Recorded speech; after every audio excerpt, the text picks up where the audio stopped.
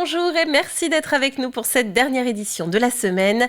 Il est 18h et dans ce journal, nous parlerons bien évidemment de la manifestation des médecins généralistes libéraux. Au nombre de leurs revendications, faciliter l'embauche de personnel de santé pour seconder le généraliste et revaloriser le tarif de consultation. Le marché de Noël de Meizé ouvre ce soir. Rencontre avec une exposante qui s'apprête à y participer pour la première fois. Enfin, le site Vendée Miniature se met aussi à l'heure de Noël. Crèches et décorations de saison apportent une magie nouvelle aux 350 mètres carrés de maquettes. Ils ont le sentiment que les dirigeants ne connaissent pas le métier de généraliste. Les médecins en colère et inquiets pour les futures prises en charge de leurs patients sont en grève depuis ce jeudi à l'appel des branches vendéennes des syndicats de médecins généralistes de MG France et de la Confédération des syndicats médicaux français. Une partie des cabinets était fermée, d'autres ont préféré continuer à recevoir les patients, se contentant d'apposer une affiche. Certains se sont enfin donné rendez-vous devant la préfecture. On a l'impression qu'ils considèrent que notre métier, c'est voir des grippes, voir des angines, voir des cystites et puis faire des petits vaccins. Ils ne se rendent pas compte qu'aujourd'hui, la médecine générale traitante, c'est de prendre en charge des patients polypathologiques qui viennent souvent avec plusieurs motifs, avec des problématiques sociales, des problématiques parfois psychologiques, et que la médecine générale traitante, elle n'est pas assez valorisée et qu'on dénigre un petit peu le contenu du travail et qu'on estime qu'on va pouvoir déléguer tel ou tel acte à d'autres professionnels de santé. Il faut vraiment qu'il y ait un choc d'attractivité pour la médecine générale, que l'assurance maladie et le ministère de la Santé nous donnent les moyens de pouvoir moderniser les cabinets, de prendre en charge plus de patients avec plus de personnel autour des médecins. C'est comme ça aussi qu'on arrivera à régler ce problème d'accès aux soins et de démographie médicale. On a besoin de ces aides, de ces assistants médicaux, de secrétaires. Et donc cela, c'est toujours le nerf de la guerre, il y a besoin d'argent. Et dans cet argent, c'est uniquement pour pouvoir embaucher et de façon à pouvoir satisfaire au mieux cette demande de soins qui est de plus en plus prégnante. Nous ne demandons pas une consultation à 50 €. Nous avons besoin d'une revalorisation de la consultation, ne serait-ce que pour ne pas perdre de pouvoir d'achat du fait de l'inflation. Mais nous demandons surtout des moyens fléchés vers l'outil de travail, vers les salariés que pourraient embaucher les médecins généralistes traitants pour assumer leur formation. Personnellement, j'adore mon métier, mais je suis récemment installée, mais c'est pas pour ça effectivement que si les conditions restent comme ça, je resterai installée. Propos recueillis par Alix Lanos. À partir d'aujourd'hui, les herbiers se lancent dans l'expérimentation du retour de la consigne en verre. Il s'agit concrètement de proposer des contenants réutilisables plutôt que jetables auprès d'un certain nombre de commerçants partenaires de la ville. Une application permettra de gérer le retour à la consigne. Écoutons Marie-Thérèse Terré, la directrice de la communication, animation, prévention de Trivalis, nous en parler. C'était dans notre émission La Vendée en direct du jour.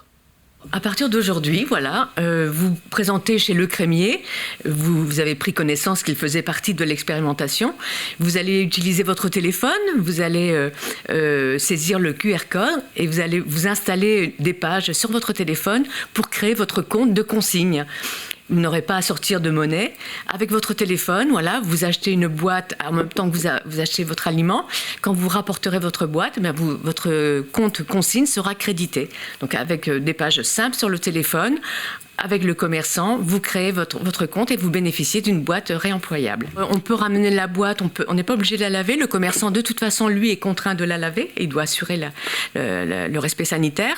Et puis, cette expérimentation, elle ne dure que 4 mois. C'est un moment à saisir avec les aires breutées. On compte sur eux pour que tous les Vendéens, demain, puissent aussi bénéficier de boîtes réutilisables. L'utilisation en grand nombre par les aires breutées de ces boîtes permettra de tirer des leçons et puis peut-être d'envisager dans le département la consigne de retour partout dans les territoires et puis avec moins d'emballage à trier et des ressources naturelles préservées. L'intégralité de l'émission La Vendée en direct est à retrouver en replay sur notre site internet tvvendée.fr. Depuis hier, l'association Esmeralda organise un cycle de rencontres autour des troubles 10, les HPI, les hauts potentiels intellectuels, ou encore les TDAH, les troubles de l'attention avec ou sans hyperactivité. Un forum se tient en ce moment même à l'IFSI de La Roche-sur-Yon. Il sera clôturé à 20h par une conférence de la psychologue québécoise spécialiste du sujet, Ariane Hébert, auteure du livre TDAH, la boîte à outils. En fait, c'est vraiment une expertise que j'ai envie de partager parce que je trouve que c'est tellement utile, ça peut tellement changer la vie de ces enfants-là quand on sait comment adresser leurs difficultés. Vous savez, au Québec, là, j'évalue des adultes qui sont TDAH et souvent, là, il y a une espèce d'amertume chez les adultes qui découvrent tardivement qu'ils ont ce trouble-là et qui se disent, ma foi, si j'avais su plus tôt, si on avait adressé la question, si on m'avait proposé des solutions, ma vie, elle aurait été complètement différente. Et je le reconnais, je le vois bien que c'est le cas. Alors, je trouve que c'est vraiment des connaissances qui sont que tout le monde gagne à les partager, là. Et ce soir est lancé l'incontournable marché de Noël de Maizé, 25e édition. Une ambiance orientale chaleureuse avec des étals et des tentes du désert dressées devant la cathédrale. Parmi les exposants, Isabelle, alors québécoise, elle aussi, hasard de l'actualité. Elle est installée à Vix depuis le mois de janvier et elle s'apprête à faire son premier Noël en Vendée avec son stand de produits du pays. Colline Davy l'a rencontrée. Et oui, on se retrouve pour les derniers préparatifs à la foire de Maizé. Et justement, on est cette année avec des nouveaux artisans qui nous viennent du Québec. Alors c'est une première fois, on est à quelques minutes de l'arrivée des visiteurs. Comment ça se passe, dans quel état d'esprit vous êtes? Bien, écoutez, on est assez fébrile parce que je dirais c'est quand même un privilège d'être ici à l'abbaye de Maizé, sachant toute la présentation des dossiers. Donc, on a été sélectionnés. Et voilà, donc on est dans les dernières heures, juste avant là, de commencer à 18h et d'accueillir les clients pour une découverte des produits du terroir québécois. Et alors justement pour la découverte de ces produits, on le voit derrière nous, il y en a plusieurs, il y en a pas mal. Qu'est-ce qu'on va pouvoir déguster en venant ici? Bien écoutez, évidemment au Québec, c'est le sirop d'érable. Donc on va avoir aussi la récolte de cette année qui est arrivée. Ensuite, on aura les beurres d'érable, les beurres de pomme, on aura le caramel à l'érable. Ensuite, on aura des sauces barbecue à l'érable et aussi évidemment notre caribou chaud, notre fameux caribou chaud qu'on va être capable de faire déguster également. Puis les alcools canadiens, nos whisky à l'érable.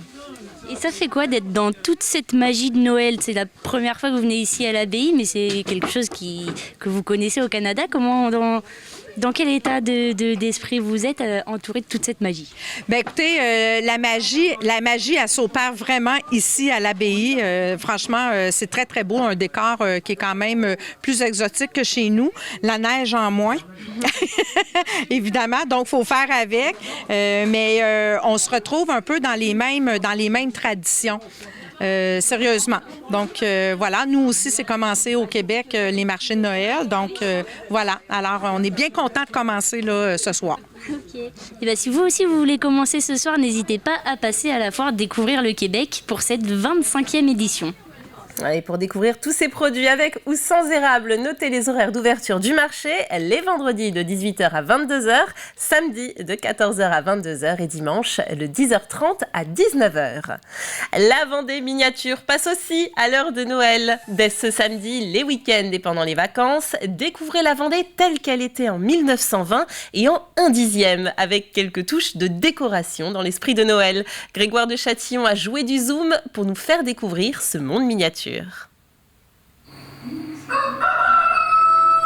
Le soleil se lève au chant du coq. Une immersion dans la Vendée d'autrefois avec, pour cette fin d'année, un Père Noël conducteur de train. Noël est arrivé avec la neige, les bonhommes de neige, les cadeaux, les sapins et le Père Noël.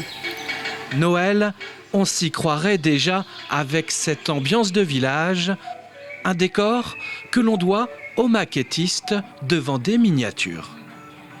À l'atelier, donc, on a Ilia et Thomas qui sont maquettistes et qui sont tout ce qui est nos petites mains pour tout ce qui est fabrication. Ils travaillent le bois, le verre, le métal. Ce traîneau en fabrication rejoindra bientôt le village miniature. L'esprit de Noël est bien là, avec au programme des animations et des ateliers poterie. Le but, c'est de pouvoir créer sa décoration de Noël, sa décoration de table.